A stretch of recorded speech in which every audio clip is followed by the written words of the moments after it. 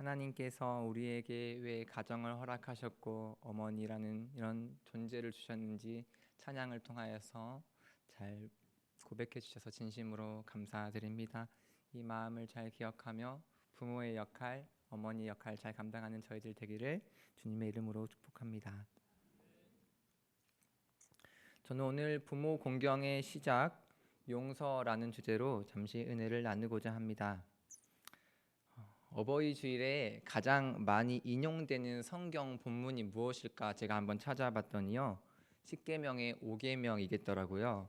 내 부모를 공경하라. 그리하면 내 하나님 여호와가 내게 준 땅에서 내 생명이 길리라. 부모를 공경하라는 하나님의 명령은 매우 중요합니다. 그러나 이 계명의 중요성을 안다고 할지라도 실제로 부모를 공경하는 일은 쉽지가 않습니다. 저는 신방을 하면서 부모를 공경할 수 없는 상황에 처한 그런 사람들의 이야기를 종종 듣게 됩니다. 요한복음을 보니 각각 다른 두 부모가 저의 시선을 사로잡았는데요. 처음 요한복음 4장에 나오는 왕의 신하는 자신의 아들이 죽을 뻔한 위기를 겪자 38km를 달려와서 예수님께 내 아들 좀 고쳐주십시오라고 애원하는 모습을 보입니다. 이런 부모의 모습은 자녀를 사랑하고 자녀를 위해 기꺼이 헌신하는 아주 이상적인 부모입니다. 반면에 요한복음 9장에 날 때부터 맹인이었던 사람이 등장하는데요. 그 맹인은 예수님의 명령대로 행하여 실로암에서 눈을 뜨게 되었습니다. 그런데 문제는 그가 눈을 뜨는 것에 대해서 달가워하지 않은 당시의 바리새인들이 있었습니다. 그들은 예수님이 능력을 발휘해서 그를 고쳤다는 사실에 대해서 못마땅히 여겼고, 심지어 그가 예수님이 나를 고쳐주셨다고 말하는 것에 대해서 굉장히 안이꼽게 여겼습니다. 그래서 그때 그 맹인의 부모를 불러다가 아니 이게 도대체 어떻게 된 일이냐고 사실을 이야기하라고 말합니다. 그때 이 맹인의 부모는 자녀의 편을 들어주지 않고 자녀에게 책임을 전가하며 혹시라도 자기가 그 공동체에서 출교를 당할까 봐 비겁하게 숨는 모습을 보여줍니다. 혹시 여러분의 부모님은 왕의 신하와 같이 헌신적이고 희생적인 분이셨습니까? 아니면 맹인의 부모처럼 자식을 위해 방패가 되어주기보다는 자신의 안위를 위하여 비겁하게 숨거나 회피하는 부모였습니까?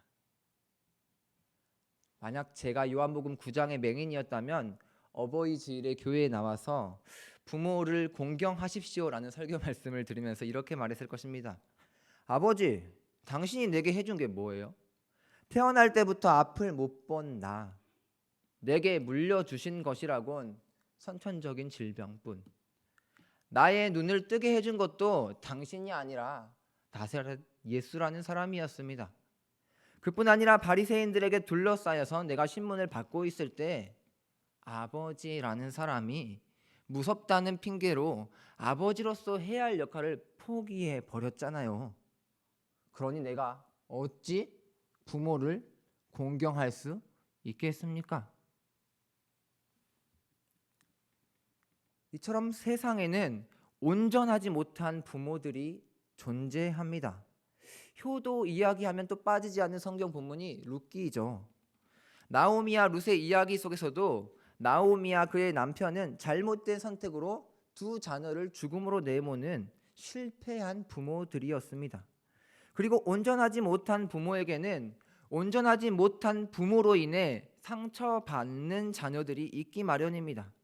그런 자녀들에게 부모를 공경하라고 아무리 강조해도 쉽게 받아들여지지 않을 것입니다. 인간은 단지 요구 하나에 의하여 기계처럼 움직이는 존재가 아니기 때문입니다. 그것은 하나님의 요구라 할지라도 마찬가지입니다. 진정한 순종을 위해서는 참된 치유의 과정들이 우리 가운데 필요한 것입니다. 그렇다면 우리는 여기에서 왜 공경할 수 없는 부모들이 존재하는가에 대해 의문을 가지게 됩니다. 김남준 목사님은 이러한 문제에 대해서 대를 물리는 불행이라고 표현했습니다. 이처럼 우리가 부모를 공경함에 있어서 공경하지 못하도록 하는 요소가 있습니다. 그것은 바로 부모로부터 받은 공격의 상처입니다. 그런데 따지고 보면 나를 힘들게 한 부모도 사실은 가해자가 아니라 피해자입니다. 나의 부모님도 그 위에 계신 할아버지 할머니로부터 그런 공격을 받아 본인들도 상처를 받았기 때문입니다. 그럼 여기에서 왜 인간은 누군가에게 공격을 가하고 상처를 주는가 하는 의문도 가지게 됩니다. 그것은 매우 간단한 문제죠. 바로 죄의 결과입니다. 인간이 창세 때 원형을 잃어버리고 타락했기 때문입니다. 아담과 하하가 낳은 첫 번째 자식이 가인이었죠. 가인은 동생을 시기함으로 살인하게 되었습니다. 성경이 기록하는 인류의 첫 번째 자식이 살인죄를 저질렀다는 사실이 놀랍지 않습니까? 그럴 수밖에 없었던 이유는 바로 그의 부모 아담과 하하가 하나님 앞에 죄를 저질렀기 때문입니다. 그 이후로 인간은 언제나 죄에 노출되어 있게 되었죠. 그 죄의 결과로 타락하여서 누군가에게 상처를 주며 살아가는 존재가 된 것입니다. 죄가 상처를 낳고 상처가 또 죄를 낳는 악순환이 시작된 것입니다. 가정을 파괴하는 이 근본적인 문제는 바로 우리의 죄입니다. 그 죄를 다른 표현으로 하자면 하나님을 알지 못한다는 것입니다.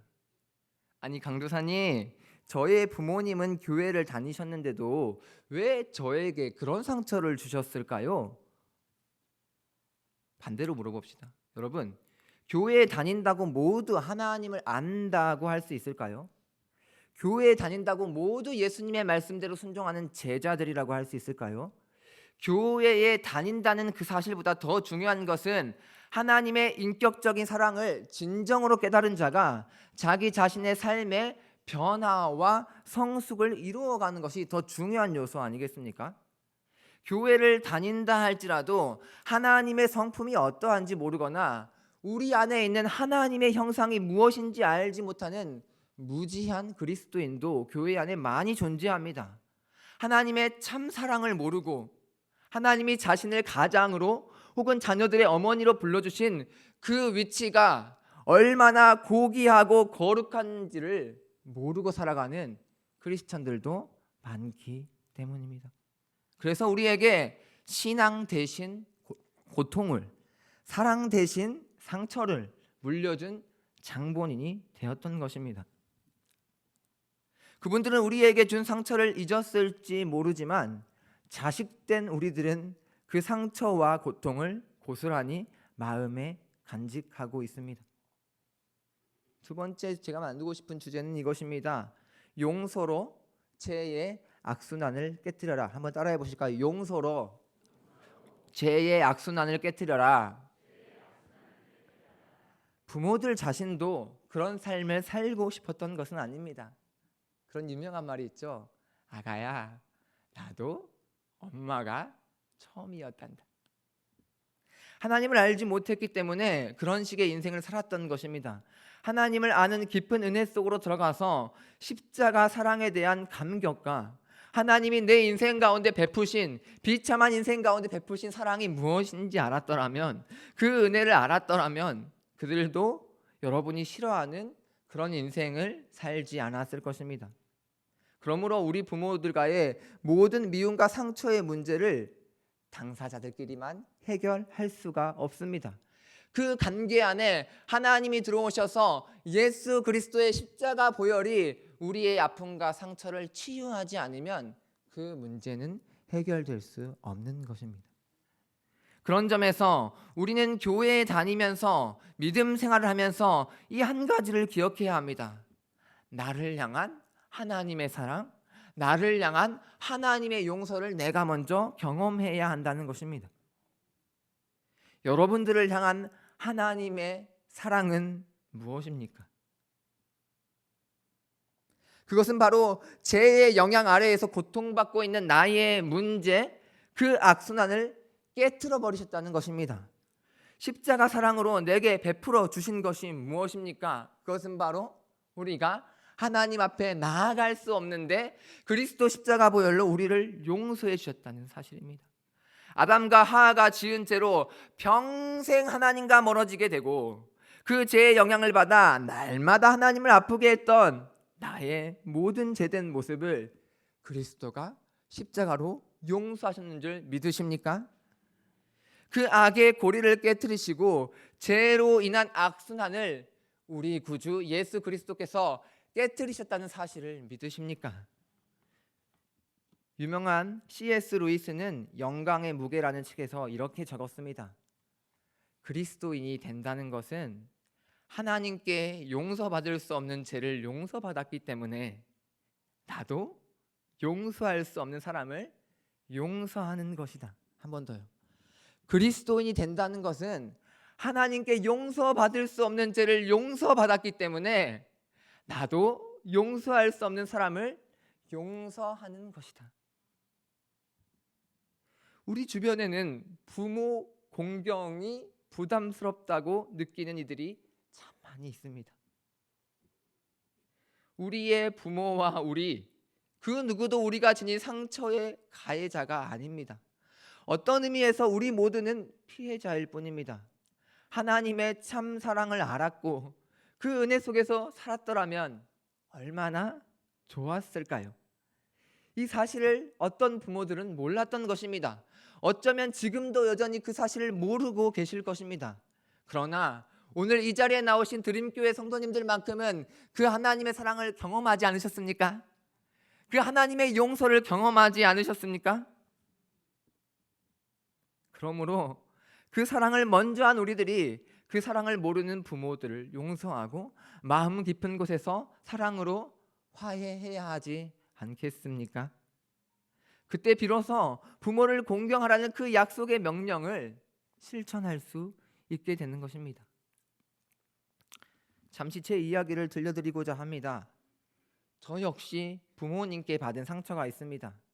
그 상처받은 이야기들 중에 가장 심한 이야기를 하나 꺼내 본다면 초등학교 6학년 때 제가 강주 YMCA 축구단에서 그 클럽 활동 선수를 하고 있었는데 그 해 제주도로 전지훈련이 가는 일정이 있었습니다.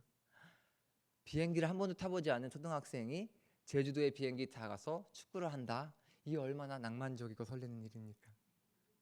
그런데 제주도에 가는 전지훈련비가 10만 원, 2002년 당시에 굉장히 큰 돈이었습니다. 그래서 가는 게 쉽지 않겠구나, 가난한 우리 집 형편에, 그런 생각을 하고 있는데 월요일 날 전지훈련을 출발하는데 주일 날 아버지가 어디서 설교를 하시고 사례비로 10만 원을 딱 받으셨어요. 와, 이것은 하나님 나를 사랑하신다는 명백한 증거인 줄 알았습니다. 그런데 어머니가 제가 축구하는 걸 좋아하지 않으셨기 때문에 엄마는 제껴두고 아빠는 나를 지지해 주겠지 하고 짐을 다 싸놓고 새벽에 엄마 몰래 아빠에게 전화를 걸었습니다. 아빠, 나 제주도 보내줘.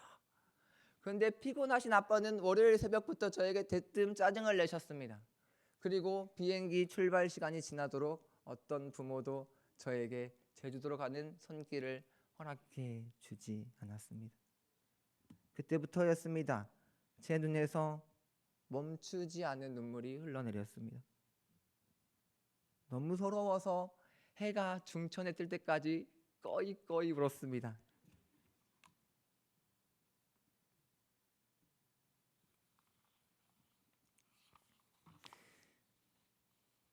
그리고 그때의 그 기억이 이따금씩 저의 삶에서 트라우마가 되어 종종 튀어나오곤 했습니다.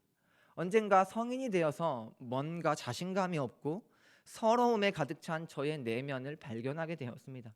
그리고 그 내면 깊숙이 자리 잡고 있는 제주도 전지훈련 사건이 나를 힘들게 한다는 것을 알게 되었습니다. 그리고 전문 상담 교수님과의 시간을 통하여서 지나간 일임에도 불구하고 부모님과의 관계에서 그 문제를 다시 들추어내서 정리해 볼 필요가 있다는 것을 알게 되었습니다. 20살 초반대였던 것 같아요. 어느 날은 제가 작정하고 엄마와 그 이야기를 나누기로 했습니다. 그리고 그 이야기를 나누면서 엄마 그때 왜 나 보내주지 않았어 하면서 다시 그 초등학교 6학년 때 아이처럼 꺼이꺼이 눈물을 흘리게 되었습니다. 그때의 서러움이 다시 건드려진 듯 힘들었지만 엄마로부터 베로야, 미안하다. 엄마가 그때 너가 그토록 하고 싶었는지 몰랐네.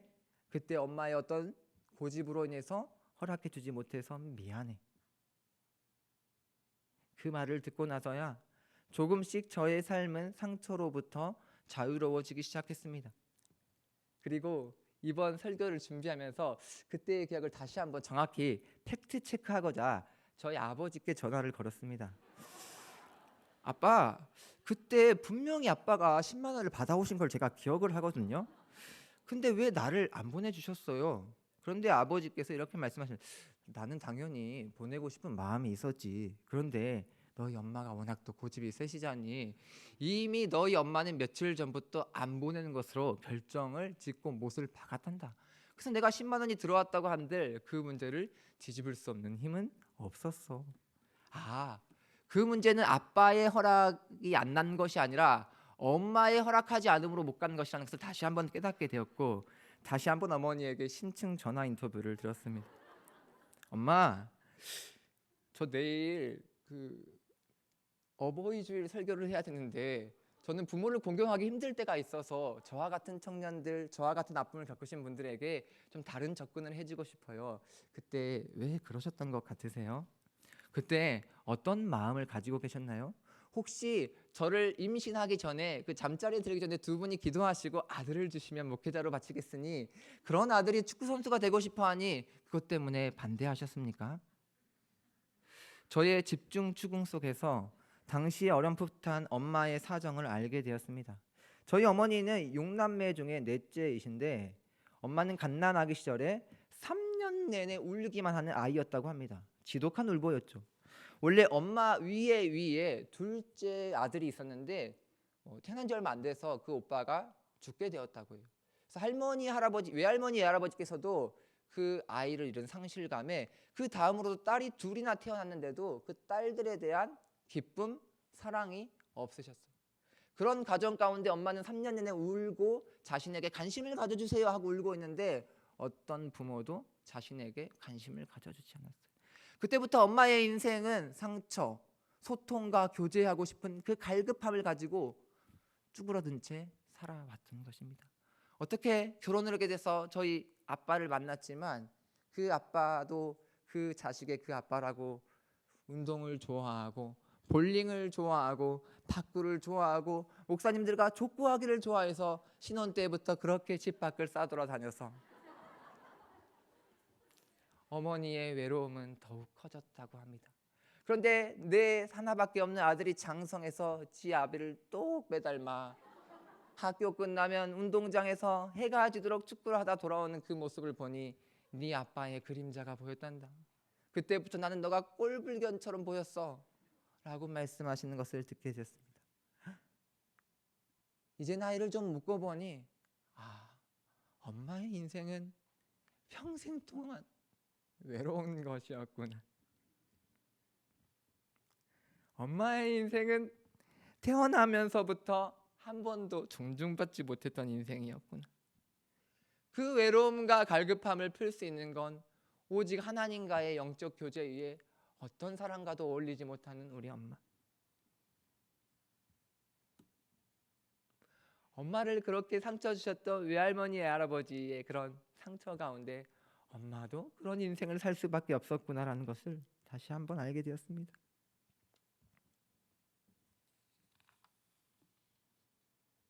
이제는 엄마가 너무 안쓰럽고 불쌍한 마음이 듭니다. 엄마가 왜 그렇게밖에 할 수 없었는지 이해가 됩니다. 이해가 되니까 엄마를 더 깊이 용서할 수 있습니다. 그래서 통화를 하며 다시 말씀드렸습니다. 엄마도 참 많이 힘들었겠다. 지금도 힘드시고요. 용서, 그것은 결코 쉬운 일이 아닙니다. 그저 마음에도 없는 미안하다는 말 한마디로 되는 것은 아닙니다. 그러나 그렇게 쉽지 않은 용서를 오랜 시간에 걸쳐서 우리가 꼭 해야 하는 이유는 무엇일까요? 용서하면 내가 자유함을 얻기 때문입니다. 이제 그 문제로부터 자유해질 수 있기 때문입니다. 용서를 한 사람도 용서를 받은 사람도 이제 그 과거의 제주도 전지훈련 사건에 얽매이지 않게 됩니다.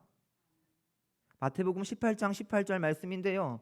진실로 너희에게 이르노니 무엇이든지 너희가 땅에서 매면 하늘에서도 매일 것이요 무엇이든지 땅에서 풀면 하늘에서도 풀리리라.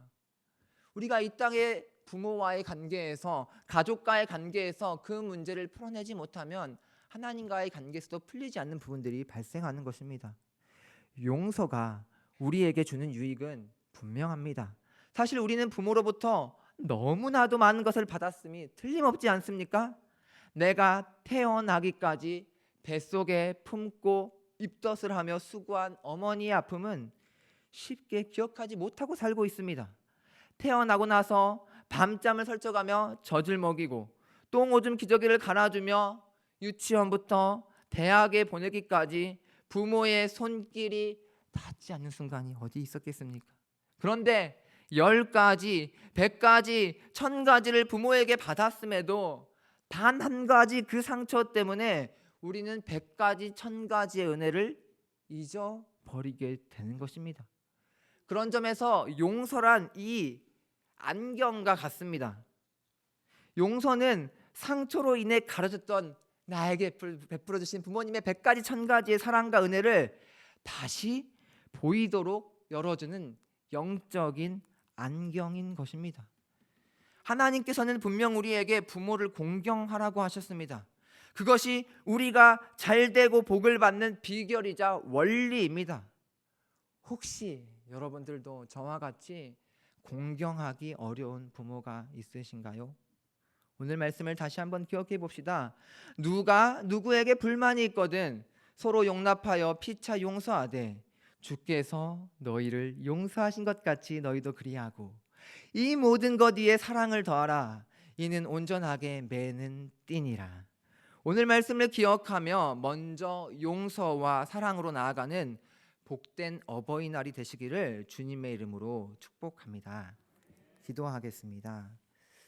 은혜로우신 하나님 아버지, 우리는 죄의 문제를